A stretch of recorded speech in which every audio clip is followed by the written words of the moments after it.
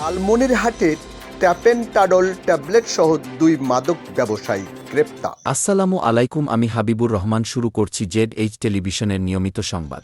মাদকদ্রব্য নিয়ন্ত্রণ অধিদপ্তরের একটি দল গোপন তথ্যের ভিত্তিতে লালমনিরহাট সদর উপজেলার দুড়াকুটি নামক এলাকায় অভিযান চালিয়ে ২,০০০ পিস ট্যাপেন্টাডল ট্যাবলেট সহ ২ মাদক ব্যবসায়ীকে গ্রেপ্তার করেছেন। গ্রেপ্তারকৃতদের সাথে মোটরসাইকেলটি জব্দ করেছেন। গ্রেপ্তারকৃতরা হলেন সদর উপজেলার উত্তর তালুক খুঁটামারা বনভাষা এলাকার মনির হোসেন ও ইউসুফ আলী।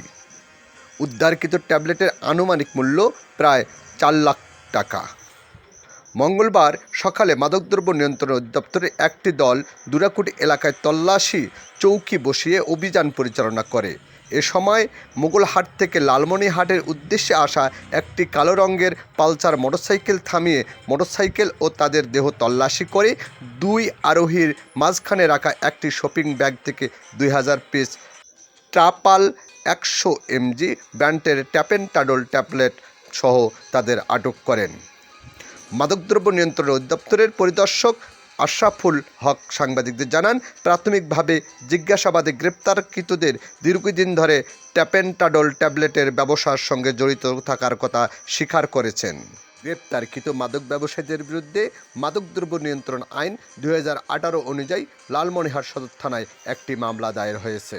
গোপন সংবাদ প্রাপ্ত হয়ে বিভাগীয় স্টাফদের সমন্বয়ে একটি অভিযানকারী দল নিয়ে লালমনিরহাট জেলার সদর থানাধীন দুড়াকুটি গ্রামস্থ মোগলহাট হতে লালমনিরহাটগামী পাকা রাস্তার উপরে একটি চেকপোস্ট বসায়।